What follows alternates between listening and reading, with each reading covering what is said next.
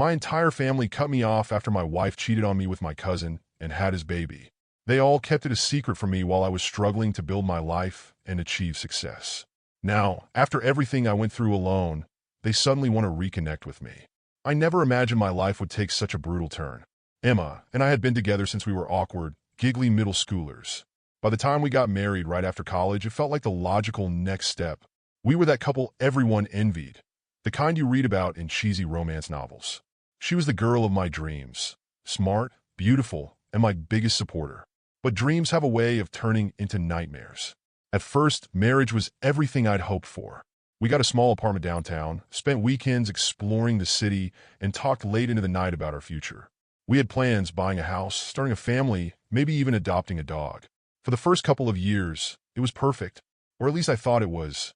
Things started changing slowly. It was subtle at first. Emma seemed a bit more tired, a bit more distracted. I chalked it up to stress from her job. But soon, the little things became bigger. She'd come home later and later, claiming she had to work overtime. Date nights became rarer, and when they did happen, she seemed more interested in her phone than in me. Our conversations grew shorter and shallower. Gone were the talks about our dreams, replaced by awkward silences. I began to feel like a stranger in my own home. I remember the exact moment I knew something was deeply wrong. It was on our second anniversary. I had planned a surprise dinner at her favorite restaurant, one I'd even booked a month in advance. I waited at the table for over an hour, only to get a text. "Sorry, stuck at work? Maybe next week?" My heart sank. I felt embarrassed sitting there, staring at the uneaten meal, surrounded by couples holding hands and sharing laughs. That night, I lay in bed next to Emma, feeling more alone than I ever had. Desperate to fix things, I suggested counseling. Emma agreed, but half-heartedly. We attended a few sessions, but she was closed off, giving vague answers and barely making eye contact. The therapist even pulled me aside once, saying, "It takes two to make this work." I felt like I was trying to save a sinking ship all by myself. I tried everything I could think of, planning surprise dates, bringing home flowers, even booking a spontaneous weekend getaway to a cozy cabin in the mountains. I thought maybe a change of scenery could reignite the spark. She agreed to go, but her mind seemed to be elsewhere the entire time. I found myself talking to her, only to be met with blank stares or half-hearted nods. The cabin weekend ended in an awkward argument about things that seemed trivial but felt like the final straw. She pulled away from my touch, and that hurt more than any harsh words could. Then, one evening, after a particularly cold dinner where neither of us spoke much, Emma dropped the bombshell. "I think we need to separate," she said, her voice as emotionless as her eyes. I was blindsided. There was no dramatic argument, no tears, just a flat, matter-of-fact statement that shattered everything. I begged for an explanation, but she simply said, "This isn't working anymore." That was it. No elaboration, no closure. Just a divorce filing in the mail a few days later. The shock of Emma leaving was compounded by something I hadn't anticipated: my family's sudden coldness. I called my mom to vent, hoping for a bit of comfort. Her response was lukewarm, at best. "Well, marriages end sometimes," she said dismissively, as if I just told her I lost a favorite pen. Calls to my siblings went unanswered. My once lively family group chat fell silent. I even found out about a family barbecue I wasn't invited to when I saw photos posted online. It felt like everyone was slowly slipping away, and I had no idea why. I started wondering if it was my fault. Maybe I had become too self-absorbed, too caught up in my misery over the divorce to notice what was happening around me. Maybe they were tired of my constant complaints, or maybe I'd unintentionally pushed them away while trying to cope. The silence from them was almost worse than Emma's departure. It felt like I was being punished, but for what, I didn't know. Over the next few months, I struggled to pick up the pieces. I moved out of the apartment Emma and I had shared and got a small place of my own. It wasn't much, a cramped, one-bedroom apartment, but it was mine. I focused on work, hoping that staying busy would keep the loneliness at bay. But it never really worked. The echoes of Emma's betrayal and my family's absence were too loud, and I couldn't silence them no matter how hard I tried. I was completely in the dark about the real reason behind everything: Emma's cheating and my family's sudden desertion. At that point, I hadn't even considered that the two might be connected. All I knew was that my life had gone from a perfect fairy tale to a confusing, painful mess in what felt like the blink of an eye. Little did I know, the truth lurking beneath it all was about to make everything even worse. The months following the divorce were a blur of despair and loneliness. I tried to keep it together, but I was failing in every sense of the word. I lost the house Emma and I had lived in, a painful reminder that I was no longer part of the life we had built together. I moved into a small, dingy apartment that smelled faintly of mold and broken dreams. The few things I managed to salvage from our home barely filled the cramped space. Work, once my escape, became a nightmare. I was constantly distracted. The simplest tasks felt impossible. My boss called me into his office one day, concerned. "You're not yourself," he said. "Take some time off if you need it." But time off meant time to think, and thinking was exactly what I wanted to avoid. Despite my best efforts, the lack of focus caught up with me, and I was eventually let go. Unemployed and heartbroken, I hit rock bottom. I couldn't afford my apartment anymore, so I crashed on my friend Alex's couch. He was one of the few people who hadn't deserted me, despite having his own issues to deal with. "Stay as long as you need," he assured me. But I knew I couldn't linger forever. During one particularly low night, I sat on Alex's balcony, staring blankly at the city lights. The urge to just give up was overwhelming. It was around 2 a.m. when Alex joined me outside, carrying 2 beers. He handed me one and said, "I know this sucks, man, but you got to think about what's next. You've always talked about opening that restaurant. Maybe now's the time." His words struck a chord. I had always dreamed of running a restaurant, ever since I'd worked as a line cook during college to make ends meet. The idea of building something from scratch, something that was mine, felt oddly comforting. For the first time in months, I felt a small spark of hope. Maybe I could turn my pain into something productive. I cashed out what little savings I had and took a leap of faith, renting a small, run-down space in the less glamorous part of town. It was barely enough to set up a modest diner, but it was a start. I poured everything I had, emotionally and financially, into the place. I did most of the work myself, painting walls, fixing old kitchen equipment, and learning every recipe inside out. It wasn't glamorous, but it was mine. The first few months were rough. Some days, I'd serve only a handful of customers. Other days, I'd barely make enough to cover expenses. But slowly, word began to spread. People liked the simple, homemade meals, and they liked that I was there every day, cooking and serving alongside my tiny staff. The diner became a small success, and I felt a sense of pride I hadn't felt in years. During this rebuilding phase, I met Sarah. She was a regular customer who always ordered the same thing, a cheeseburger with extra pickles. She was bright, funny, and always had a warm smile, something I hadn't seen in a long time. We started talking, first casually, then more seriously. She had a way of making me feel seen, understood. I hadn't planned on starting another relationship, but Sarah made it feel possible. There was a long pause on her end, and I thought maybe I'd lost her. But then she said, "Okay, coffee tomorrow?" That was it. No anger, no accusations, just an unexpectedly quick agreement. I felt a strange mix of relief and anxiety. The next day, I arrived at the coffee shop early. I was too nervous to sit still, so I paced outside until I finally saw her walking toward the entrance. Lily was tall and had Emma's auburn hair, but her eyes were all Lucas, bright blue, piercing, and full of curiosity. She walked with the confidence of someone much older than her 19 years, but I could see the hesitation in her steps as she approached me. "Lily?" I asked, feeling oddly unsure. She nodded. "That's me," she replied, offering a small smile. We found a table and sat across from each other, the silence between us heavy with unspoken questions. I didn't know where to start, and neither did she. We both fidgeted, trying to break the ice without much success. Finally, Lily took the initiative. "So, you're my mom's ex-husband," she said, her voice steady but cautious. "And apparently, I was born shortly after you two split?" "Yes," I replied. "It was a complicated situation.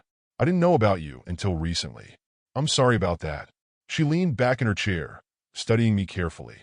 "I was told you left and never came back, that you didn't want anything to do with us. Is that true?" I felt a surge of anger, but I kept my voice calm. "No, that's not true. I never knew you existed. No one told me, not your mother, not my family. They kept it from me, for reasons I still can't fully understand." Lily's face shifted, a mixture of confusion and sadness. "So, you didn't just walk away?" "No," I said firmly. "I was shut out, lied to. It's a long story, and I don't expect you to believe me right away. But I want you to know that I never chose to leave you. I was never given the chance to know you." She nodded slowly, her eyes darting down to the table. "I figured there was more to it than what I was told," she admitted. "Mom and Lucas always seemed weird when your name came up, like they were hiding something." There was a vulnerability in her voice, and it broke my heart. "I'm sorry you've been caught in the middle of all this," I said. "None of it is your fault." We talked for hours, covering everything from our favorite foods to awkward childhood stories. It was both exhilarating and heartbreaking to learn about the milestones I'd missed. Her first day of school, her high school graduation, the time she won a spelling bee in the 4th grade. I laughed at her jokes and marveled at her intelligence, feeling both joy and a deep, unshakable regret for the years I'd lost. As the conversation flowed, it became clear that Emma and Lucas had spun a carefully crafted version of the past. In their story, I was the villain, the man who abandoned his responsibilities, leaving Emma to raise Lily alone. It was infuriating, but I knew this wasn't the time to unload my anger. Lily deserved to know the truth, but it had to come in pieces, not an overwhelming wave. I couldn't expect her to trust me completely, not after everything she'd been told. At one point, Lily looked me in the eye, her voice serious. "I want to know more," she said. "About you, about what really happened." "Of course," I said, feeling a rush of hope. "I want to be as honest as I can be. I won't lie to you, but it might be hard to hear some things." She nodded. "I can handle it. I've had to handle a lot already." That one sentence made my heart ache. This girl had been forced to mature faster than she should have, caught between competing narratives. I felt a deep sense of responsibility, not just for telling my side of the story, but for helping her piece together a truth that had been denied to both of us. Before we parted ways, I asked her one thing. "Would you be open to meeting again?" She hesitated for a moment, but then gave a small, genuine smile. "Yes, I think I would." As I watched her walk away, I felt a mix of hope and uncertainty. I had no idea where this new chapter would lead, but I knew I wanted to be part of it. Lily was my daughter, even if not by blood, and I was determined to finally be the father figure I'd been denied the chance to be. But as I drove home, I knew that reconnecting with Lily would come with complications. Complications involving Emma, Lucas, and the tangled mess of lies they'd built. I was ready to face it, though, even if it meant confronting the demons I thought I'd left behind. As I began to spend more time with Lily, my estranged family started to surface more frequently, as if my success had triggered some sort of radar. It wasn't just the occasional text or just checking in phone call. They appeared at my restaurants, uninvited, during the busiest hours, trying to engage me in awkward conversations while I was working. It was bizarre, and their sudden desire to reconnect felt less like genuine remorse and more like a calculated move. At first, I tried to be civil. I thought maybe guilt had finally caught up to them, that perhaps seeing Lily and me trying to build a relationship had made them realize the depth of their betrayal. I wanted to believe there was at least a shred of humanity left in them. But as the visits became more frequent, the true reason behind their sudden friendliness became glaringly obvious. During one particularly uncomfortable dinner, my mother insisted on it, saying she wanted to have a proper talk. She let slip, "We've been struggling a bit financially." She said it lightly, like it was casual conversation. I sensed a trap. "Oh, I'm sorry to hear that," I replied, trying to keep my tone neutral. My father, who had been silent for most of the dinner, suddenly chimed in. "Yes, things have been tough ever since your uncle's business started declining. It's affected a lot of us, you know." He paused dramatically, clearly expecting me to react. I just nodded. I can imagine. The air grew tense as they waited for me to offer help. When I didn't, my mother leaned forward, her voice taking on a slightly desperate edge. "We've always been a close-knit family. It's only right that we help each other in tough times." I could feel my blood boiling. Help each other? They had cut me off for 20 years to keep the peace, and now they expected me to open my wallet as if nothing had happened? It was laughable. I decided it was time to set the record straight. "Look," I said, keeping my tone firm but measured. "I'm willing to do whatever it takes to support Lily. But the rest of you? You made your choice a long time ago. You left me when I was struggling, when I needed you the most." My mother's eyes widened, and my father tried to look stoic, but I could see the hurt flash across his face. "It wasn't that simple," he protested. "We had to think about everyone involved. Everyone except me," I shot back. "You chose to protect Lucas and Emma at my expense. You let me suffer, lose everything, and didn't say a word." My brother, Mark, who had been silent throughout the conversation, finally spoke up. "We were wrong, okay? But you have no idea how complicated things were." "I know enough," I replied, my voice icy. "And I'm not going to pretend that everything's fine just because you're facing tough times now." They tried to guilt-trip me, of course. My mother even played the "we're still your family" card, with tears welling up in her eyes. "I know we hurt you," she sobbed, "but we were trying to protect Lily."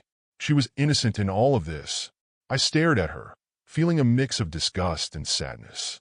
Protecting Lily is one thing, I said. But what you did was more about protecting yourselves and Lucas. You didn't protect me, and now you expect me to protect you. Lucas himself tried to reach out around this time, sending me a series of messages that ranged from awkward small talk to thinly veiled apologies. He even showed up at my restaurant one evening, trying to make small talk as if we were still kids messing around in my parents' backyard. We need to put the past behind us, he said, his voice casual. I couldn't hold back my anger this time. The past. I repeated, my voice rising. The past is my life, Lucas. The past is you sleeping with my wife, getting her pregnant, and then watching my world fall apart while everyone lied to me. How do you just put that behind? He had the audacity to look surprised, as if he hadn't anticipated my reaction. I know I messed up, he admitted, his tone defensive. But we were all young and stupid back then. That's not an excuse, I said sharply. And your stupidity cost me my marriage, my sanity, and 20 years of my life. You don't just get to walk back in and pretend we're good.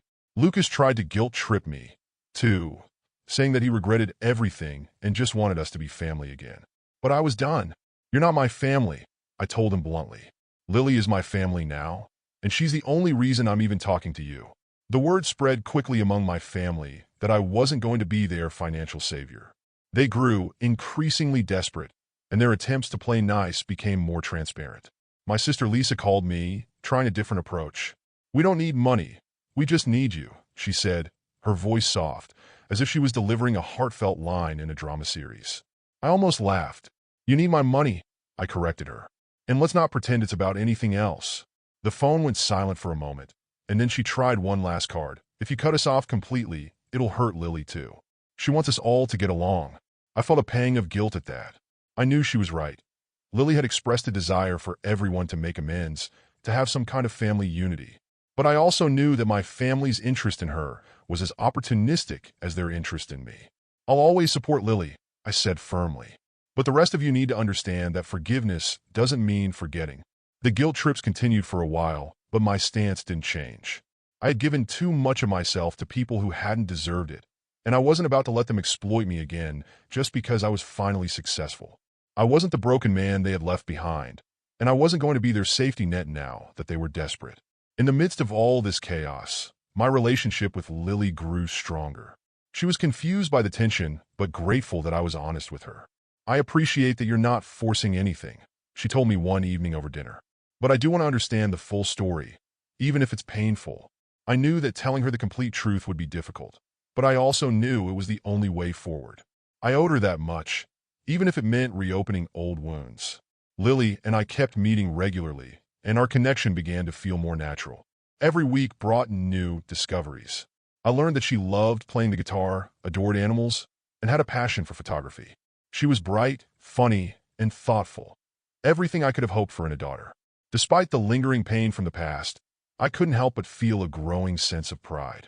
But with every bit of progress, there were also challenging moments. Sometimes she'd ask questions that seemed innocent on the surface, but carried the weight of years of lies. Did you ever think of having more kids? She asked one afternoon, as we sat in a quiet corner of a local park. I took a deep breath. I did once, I replied, trying to keep my voice steady. But after everything that happened, I wasn't sure if I could trust again. It took meeting Sarah for me to finally feel like I could start over. I saw the flicker of sadness in her eyes as she processed what that meant. Lily didn't just want surface-level answers. She was genuinely curious about my side of the story. The breakthrough moment came one evening when she asked me something that caught me completely off guard. We were sitting in my kitchen, eating takeout, when she suddenly turned to me, her face serious. "Why did you never come back?" she asked, her voice soft but direct. The question hit me like a punch in the chest. I knew it was coming eventually, but I wasn't prepared for the rush of emotions that followed. I put down my fork and tried to find the right words. "I never left, Lily," I said slowly. "I was pushed out. Your mother and Lucas, along with my family, made sure I had no place to return to." She stared at me, her eyes wide with a mixture of shock and sadness. "But they always said you just disappeared, that you didn't care enough to fight for us." My heart broke at her words. I had spent years feeling powerless, but hearing how they'd twisted the story hurt more than anything. "That's not true," I said, my voice shaking. "I was fighting every day, fighting to survive after losing everything." I didn't know you existed until recently. If I had known, I swear I would have tried to be in your life, no matter what." Lily's eyes filled with tears. "So, you didn't abandon me?" "No," I said firmly. "I was kept away. I never had a choice." We both sat there crying in silence. It felt like a dam had broken, and for the first time, we were truly understanding each other. I reached across the table and gently took her hand. "I know it's a lot to take in, but I promise I'll always be honest with you from now on." Lily nodded, wiping away tears. "Thank you," she whispered. "I just want the truth." But as Lily started piecing together the truth, her relationship with Emma and Lucas began to change. The more she learned, the more questions she had for them. When she confronted them about the lies they had told, they tried to defend their actions. Emma claimed it was all done to protect her from a confusing situation, while Lucas insisted they thought they were doing the right thing. Lily didn't buy it. "You lied to me for years," she told them, her voice filled with both anger and sadness. "You made me believe my father didn't care about me. How could that be right?" Emma tried to turn on the tears, the same way she had done with me years ago. "We did what we thought was best for you," she pleaded. But Lily wasn't a child anymore. She could see through the manipulation. Lucas attempted to take a more defensive approach. "We thought you'd be better off without the complications," he explained. "We never meant to hurt you." "You did hurt me," Lily responded. "You hurt both of us, and I don't know if I can ever fully trust you again." The strain on their relationships was clear. Lily struggled with feeling torn between her loyalty to the people who had raised her and her desire to build something new with me. I tried to reassure her that she didn't need to pick sides. "It's okay if you still want a relationship with them," I told her one evening. "I don't want you to feel like you have to choose between us." "But I do feel that way," she admitted. "It's like I have to split myself in two to make everyone happy." "You don't have to," I said gently. "It's okay to be angry with them, just as it's okay to want to forgive them. But remember, you deserve honesty and respect. From me, from Emma, and from Lucas." Lily seemed relieved by my words, but I could still see the burden she was carrying. It wasn't just about finding the truth. It was about redefining her entire understanding of family. She was trying to navigate the lies of the past while building a new foundation with me, and it wasn't easy. Despite the turmoil, we continued to grow closer. I invited her over more often, and she became a regular part of my life.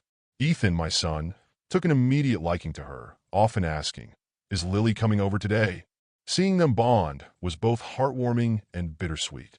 It was a glimpse of the family life I had lost and was now slowly rediscovering. One evening, after dinner at my place, Lily stayed behind to help clean up. As we washed the dishes, she looked at me with a seriousness that caught me off guard. "I want to be a part of your life," she said quietly. "I don't know what the future holds, but I want to try." Her words felt like a healing balm over years of pain. "I want that too," I said, my voice thick with emotion. We hugged, and for the first time, it felt like the start of something real, something unbreakable. I knew the journey ahead wouldn't be easy, but it was one I was ready to face, with Lily by my side. As I stood in front of the mirror one morning, staring at the reflection of a man who had been through 2 decades of betrayal, loss, and redemption, I couldn't help but wonder, what now? I had finally made progress with Lily, but the larger question loomed like a dark cloud over everything. What was I going to do about my family? Could I really move forward without addressing the mess they had created? I found myself thinking about it constantly. On some days, I felt the urge to cut them off completely. After all, they had betrayed me in the worst possible way, choosing lies and comfort over truth and loyalty. But then, I'd think of Lily. She was still navigating the complicated reality of having 2 families, one that had raised her and one that she was just starting to discover. Would severing ties with my family hurt her too? It was a risk I wasn't sure I wanted to take. One evening, after Lily had left my place following another long, heartfelt conversation, I decided to discuss my dilemma with Sarah. She had been my rock throughout this entire ordeal, offering support without judgment. As I poured myself a drink, she sat across from me, her expression thoughtful. "You're struggling, aren't you?" she asked gently. I nodded. "I want to be there for Lily, but I don't know how to balance that with keeping my family at a distance. I don't trust them, and I don't think I ever will." Sarah took a moment before responding. "Maybe forgiveness isn't the answer," she suggested. "Maybe it's about boundaries. You can let Lily maintain a relationship with them if she wants, but that doesn't mean you have to open yourself up to more pain." It made sense, but it was easier said than done. "It's just complicated," I admitted, Part of me feels like I'm doing Lily a disservice by keeping the family fractured. But another part of me knows that letting them back in could be disastrous. Sarah leaned forward, her eyes warm and sincere. You don't have to rush this decision. You're still healing, and so is Lily. Take it one day at a time. The next day, I decided to have an honest conversation with Lily about it. We met at the park, our usual spot for deep discussions. She seemed more at ease than before, but I could tell she sensed I had something serious on my mind. Lily, I've been thinking about my relationship with the rest of the family. I began carefully. I want to be completely open with you about where I stand. She looked at me, her expression a mix of curiosity and concern. What do you mean? I know that you're still connected to Emma, Lucas, and even my parents, I continued. And that's okay. I don't want you to feel like you have to choose between us.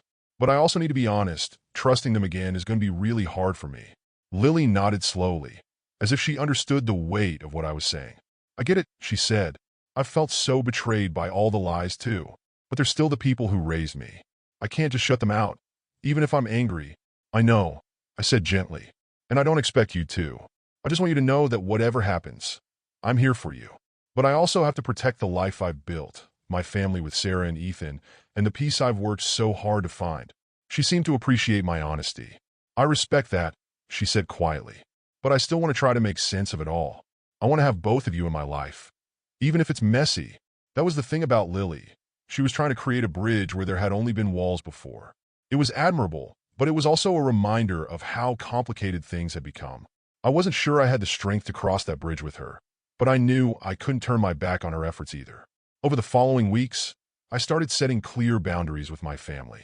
I stopped responding to their random calls for help or casual visits to my restaurants. I made it clear that my priority was Lily, and that my relationship with her didn't depend on how they acted. If they wanted to earn my trust back, they'd have to do it slowly and genuinely, no strings attached. Some accepted it begrudgingly, while others, like Lucas, tried to guilt-trip me one last time. It's not fair to hold on to old grudges forever, Lucas said during one uncomfortable encounter. It's not a grudge, I corrected him. It's a consequence. With that, I made my position clear. I wasn't seeking revenge, but I also wasn't about to allow history to repeat itself.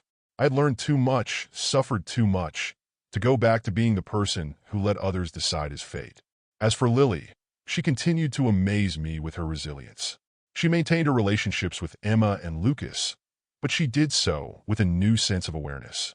I can love them and still be angry at what they did, she told me one day. But I won't let their lies define my relationship with you. Her words were a revelation. Lily wasn't just healing from the past. She was actively reshaping her future. It made me realize that maybe, just maybe, I could find a way to balance it all too. I might never fully forgive my family, but I could find a way to exist alongside them, for Lily's sake, and for my own peace of mind. The decision to protect what I'd built, my new family, my business, my sense of self, didn't mean I had to close every door. I could keep the past at a distance, while still opening the door to a new, healthier relationship with Lily. As I watched Lily drive away after one of our meetings, I felt a sense of calm I hadn't experienced in years. The journey wasn't over, and the road ahead was still uncertain. But I had made my decision to embrace the opportunity to be Lily's father, without letting the pain of the past dictate our future. It wasn't a perfect ending, but it was the best one I could hope for. And for the first time in a long time, that felt like enough.